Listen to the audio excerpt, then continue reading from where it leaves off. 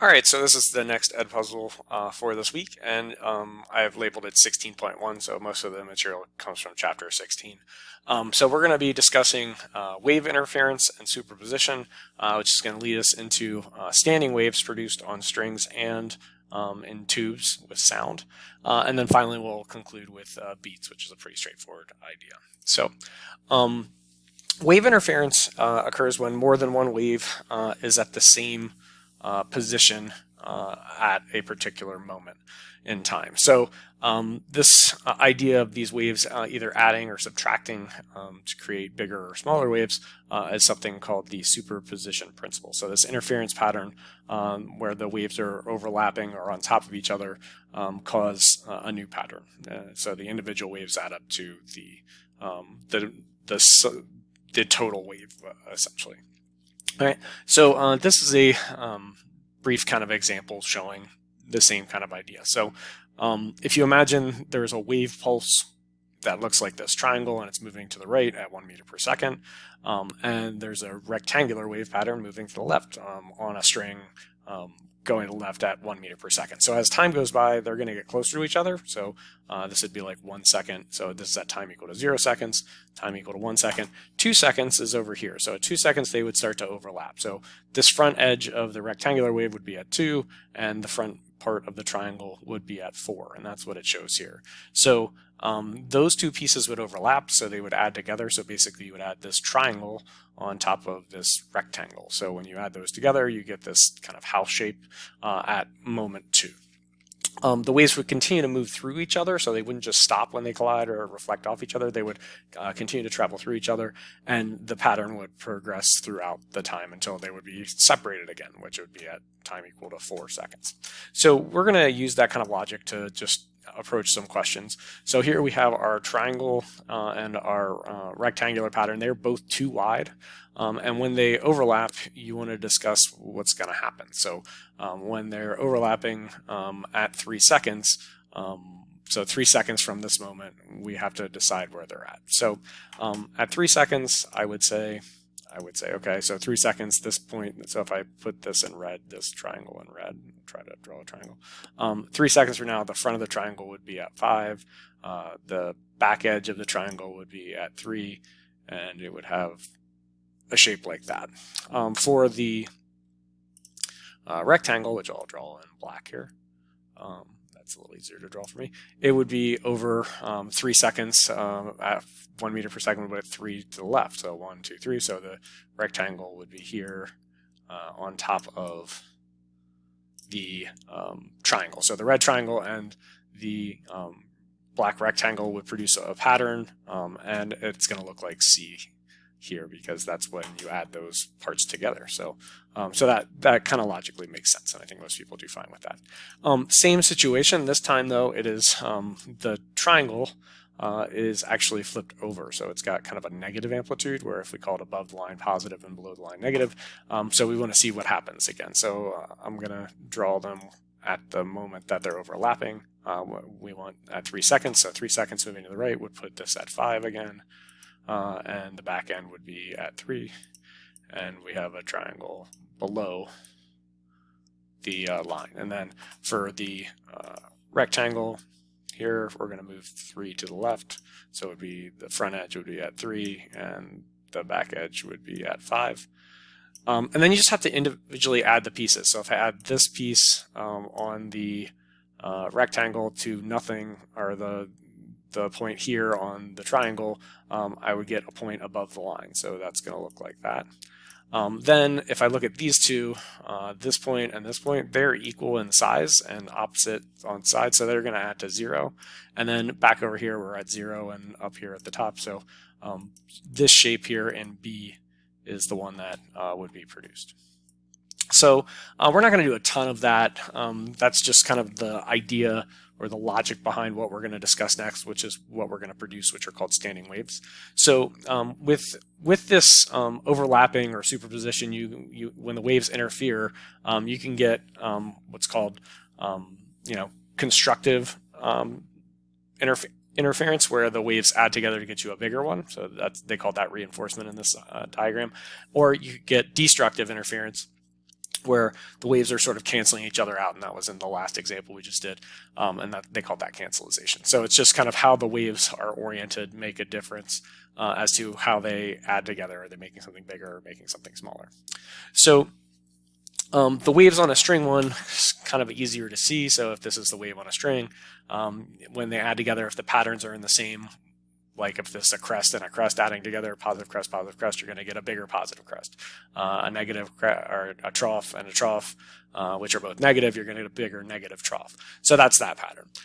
So that's for kind of transverse waves. For a longitudinal wave, like a sound wave, you're adding together the high pressure and low pressure areas. So you can see this is sort of the high pressure where it's darker here, where I'm kind of clicking.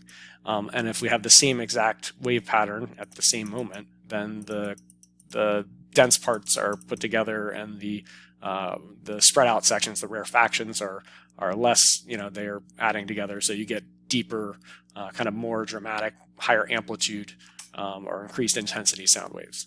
When they're canceling each other out, so this is like a crest here colliding with a trough, then a crest and a trough, they cancel out, and you would just get a straight line if it was completely balanced. So if these were identical in amplitudes, then you would get just a straight line. Nothing would happen.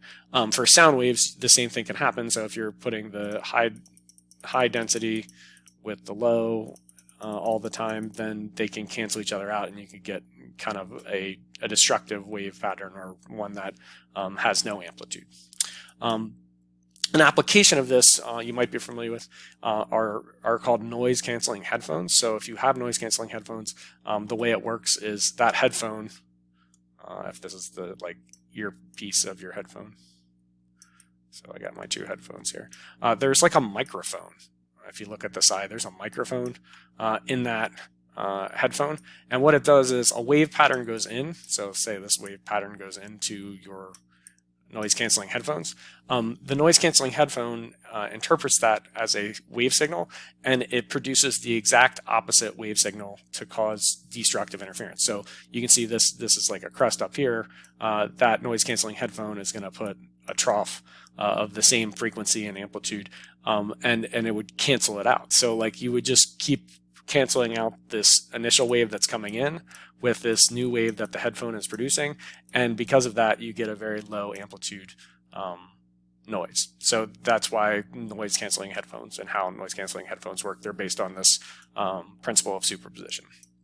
All right, another idea that is based on this superposition where waves interacting with each other are things called standing waves. So in class we did several different activities, and these should be all review now, because if you watch this video after class, then you just reinforcing the ideas. But we produced standing waves on a string in class, and we also did standing waves in tubes, and we're going to talk about the mechanics and physics behind each of those. So so the standing wave, it just appears like it's standing. It's actually the string or the sound is moving.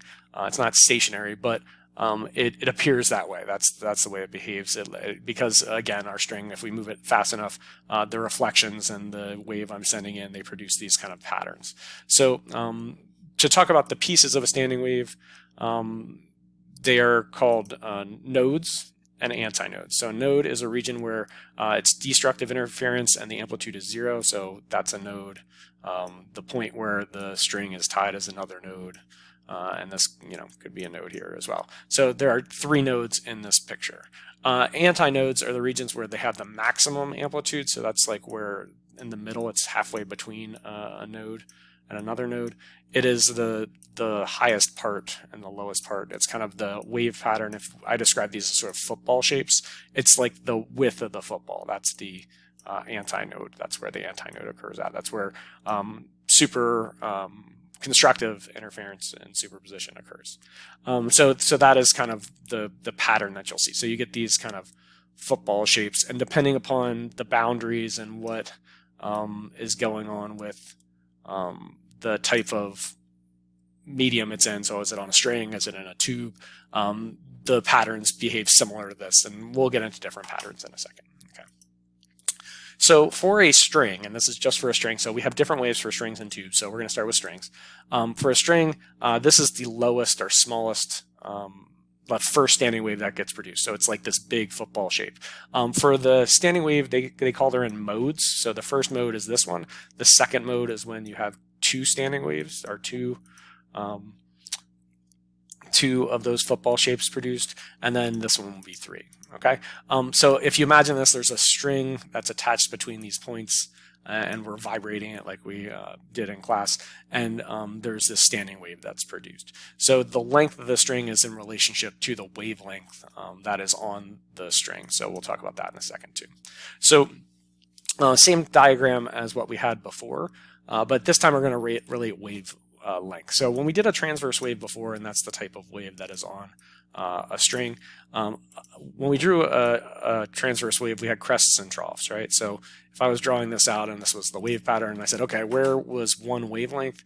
We could measure the wavelength from crest to crest. We could do it that way. So I could go from there to there and call that a wavelength. And remember, the symbol for wavelength was lambda. The way that I look at it with standing waves is I think about it as it's one crest and one trough. So the way this works on a string with a standing wave, you send your wave down and then it gets reflected, and it reflects in the exact opposite direction. So I'm going to change to a different color here. So it would look like this, and it would kind of mirror this pattern. And now you can see, oh, that's where the standing wave comes from. So like you can see the reflection and the wave that's being sent down overlapping and producing these kind of shapes, these bumps or footballs. So really the wavelength is this part. So it's from, if we're starting at one end, it goes until you make one complete wave pattern. So that wave pattern here is in red. I'll draw it in blue again. So that is one wavelength, because that's a crest and a trough on the string. So basically two of these modes, or two of these standing waves, is equal to a wavelength. And if you did the fundamental one, then this is only one standing wave. So that's like a half of a wavelength, because this is just like the crest. You would need the other part would go out here, and that would be the trough. So that would be one complete wavelength, which would be 2 times L. So 2 times L would be the wavelength. The more standing waves you have on the string, the wavelength gets smaller, and for each one you just divide by m. So m is just the number of standing waves on it. So if we wanted this one, this wavelength is equal to the length of the string, and that's because it's 2L divided by 2. And this is what works for strings. So don't use this rule for everything. It works for strings, it works for some tubes, but it's not always the same. All right. So a standing wave can exist on these strings only at certain wavelengths. So you can only produce standing waves that look in this manner, where like you have a node at one end and a node at the other. So both these both ends of the string are fixed and they can't move, so that's why they're nodes. I have a little video here to show you, which is just kind of showing you those patterns. So I'm going to let it run. I'm going to pick the speed up though. There's no audio, so you don't have to worry about that. Oh, I got to press play. There we go.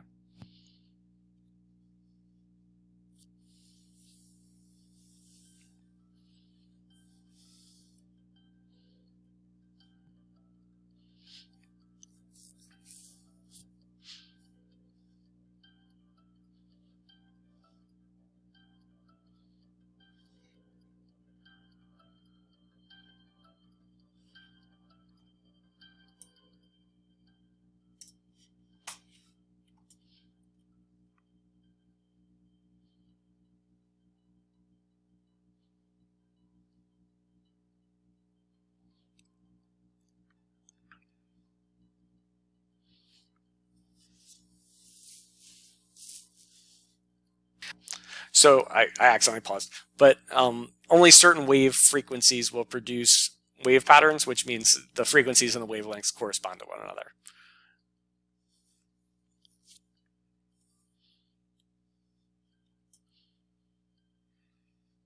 So there's 1, 2, 3 standing waves on that one. You can get lots of them. The one that we had in class, I think, had 6 or 7. So something that looked kind of like this. So I'm going to exit out of that. And again, we already talked about wave speed and tension, and those are the things that, you know, have an influence on how fast the wave is moving on the string, and we can tie all this together. So so anyway, those standing waves patterns are what gets produced on a string. So the relationship between wavelength and frequency goes along with the velocity. And for a string that's like got a fixed tension and it's got a fixed mass per unit length. So if you remember the equation from last video where we had V equals the square root of the force of tension over that U value. So these values are constant, right? So they're not, the tension's not changing in the string, the mass per unit length is not changing. So that means the velocity is also constant. And when the velocity is constant, if you come back to this original velocity equation we had with frequency and wavelength, if one gets bigger, then the other one has to get smaller. That's what we decided. So anyway, the equation that you're going to want to use, that's the for the first wave pattern on a string. So the first wave pattern on a string, you have one standing wave, so it looks like one football. For one m equal to 1, you get the length of this is 2L. So that's what the wavelength is. So the wavelength of this pattern is 2L. And then V over 2L is the fundamental frequency. You can find other frequencies basically just for strings by taking the number of modes, or the number of standing waves you have produced, the M value when you count the standing waves or footballs, you multiply it by this first one and you'll get the answer. So they're multiple integers. So if you want F2, you would just put in 2 times F1. So this is really the equation that I would just jump to. So that's for strings. Sound waves also produce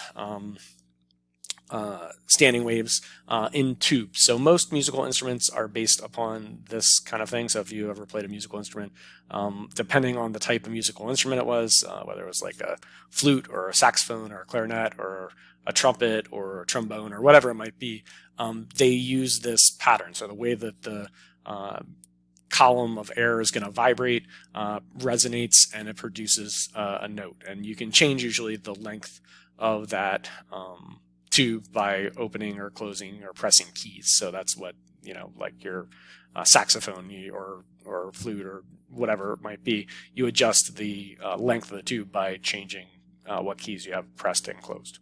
So there are 3 different types of standing wave patterns depending upon the type of tube it is. So we have 3 different types of tubes. So we have something called open, closed, and then open-closed. And that just goes along with what is happening at the ends of each tube, which determines the pattern that can fit.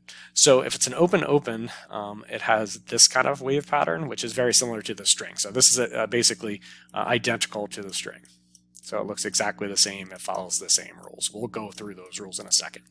The close also follows the same rules as the string, but it looks different. So like instead of having a node and a node at both ends, like it does in that open pattern, it has a node in the middle and has an antinode and an antinode. And you might say, well, that looks different than this. If you just cut this in half and then take that pattern and stick it out front, it turns into one football. So like this is half a football, this is half a football. We put them together, you get one whole football, which looks like that. So they behave exactly the same, even though it looks different and the wave pattern looks different. The one that is the trickiest is the open-closed one. So one end of the tube is open. So this is the open end here because it's that node.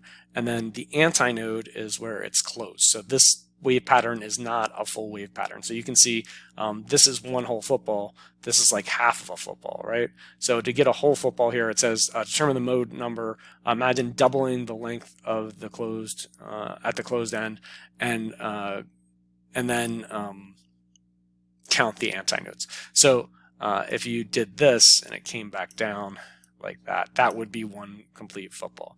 This one, there's one, and then this is like a quarter, right? Or a half of a football. And then if you double it, that would be, so this is 1. This would be 3. This one would be 5. So this is a different pattern. These go by integers. So 1, 2, 3, 4, every number counting up. These are only odds. So this is a different situation. It follows a different rule. And we'll get there. So open, close, they're the same. So again, the wavelength rule is 2 times the length. This time it's the length of the tube, not the length of the string. And then M is the number of footballs you have or the number of standing waves produced, so 1, 2, 3, whatever it might be. For the frequency of the mode is just the mode times the fundamental frequency. The fundamental frequency, again, is V divided by 2L. That's what you would do. So that's that equation. Again, M for 1, 2, 3, and 4. And that's for both of those, open-end or close, open-open or close-close work the same. We work with open-open in class to do a experiment demonstration activity. For the open-closed, this is where it's a little more confusing. Again, this is like the length of the tube, and then this would be one complete mode if I did that. But that's only one football, remember? So in order to get a complete wavelength, you got to do that kind of pattern through it. So again, if I just highlight the one part, so you got a crest and a trough. So that's one full wavelength. So this is just like the first half here. This wave pattern is like that, right? So that's the wave pattern that's produced in this tube for M mode 1. So you would need 4 of those lengths to get to one wavelength. So it's 4L over M is what you're going to do. And then for the frequencies to make it work, you'd, again, V equals F lambda. So if lambda is 4L when M is equal to 1, so it's 4L equals times F equals V, then you would divide by 4L. So V divided by 4L, that's the first frequency that works in this kind of setup of a tube. And then for each subsequent one, to get the next one to work, you have to use odd integers only. So you can't put in 2 here because it won't produce the right pattern. It won't end up with this anti-node at the closed end and a node at the opposite end. So it's important that you do it that way. That's what you have to do. So again, this one's the tricky one. So, but you'll be able to have those equations on your for your test, so you should be fine. All right. So we're going to do a problem here that goes along with this scenario of an open closed tube. So the one that's a little tricky. So I brought those equations over just to help us, and we might use another equation or two. So it says an open closed tube has a fundamental frequency of 128 hertz. So the fundamental one is F1. So F1 is that. And the speed of sound in air at this temperature is 344. So V is equal to 344 meters per second. And we want to find the fundamental wavelength. So we're trying to find the lambda for the lowest frequency. So that's equal to that. So again, if we use the equation V equals F lambda, we're going to solve for lambda. So if we divide by F on both sides, it'd be V over F1 is what we'd want to do. So we're just dividing. So V is 344, and we're going to divide that by 128. And when you put that in your calculator, you should get lambda 1 is something like 2.6875 meters. So that is the length of the wave that's produced in this pattern. But we're going to also, so that's part A. For part B, we're asked to solve for what is the length of the tube. So we're looking for L. So we're going to use this equation. So we found lambda 1. So lambda 1 would equal 4L over the number of standing waves, which is, this is the first one. So that's the first mode. That's the first setup there. That's 1. This would be 2. Or I'm sorry, this is 3. This is 5. And what you'd have to do is just solve for L. So we're going to take lambda 1 and divide by 4. So if we divide by 4 on both sides, you get L. So if we take this number and divide by 4, you get L is equal to something close to 0.67 meters. So that's the length of the tube that would resonate at that frequency for this wave speed. And that's fine. So so that's L, and then finally we want to find what is the third frequency that will produce a sound for this tube. So so this is F1.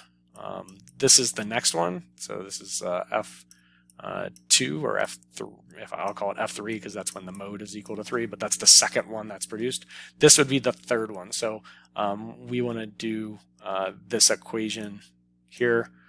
So it's going to be the frequency for 5, which is what we want. This is part C, sorry. you would take 5 and multiply it by that fundamental frequency, which is 128. So 5 times 128 gets you that frequency that will produce the third time that it resonates, and that's 640 hertz. All right. So again, this is one of the trickier ones because you have the wave pattern being not every single integer, it's the odds only. So be careful with that. All right. One of the last ideas that we're going to talk about today, which again deals with interference of waves and superposition, is called beats. So beats is a modulation in sound. So modulation is just like a shifting in sound or a difference, and it goes from loud to soft. So it gets louder and softer and louder and softer and louder and softer. So this again looks sort of like a standing wave pattern, which makes sense. So the loudness is when you have maximum amplitudes, and it's soft at the nodes. So the antinodes would be the loud parts, and the nodes would be the soft parts. So the equation for it is really simple. The beat frequency, to calculate the beat frequency, which is how many times you hear this alternating loud and soft noise each second, you would take F1 and F2. So this happens when there are two notes that are really close to each other in their frequencies, and if you just like are off a little bit, excuse me, you get this pattern. So this happens a lot of times when people are in bands or choruses and somebody is slightly out of pitch. So you hear this wobble is how I describe it. Excuse me. All right, so I've recovered from my coughing fit, sorry. And I'm going to kind of produce or show you a video that has beats in it. Sorry for the ad.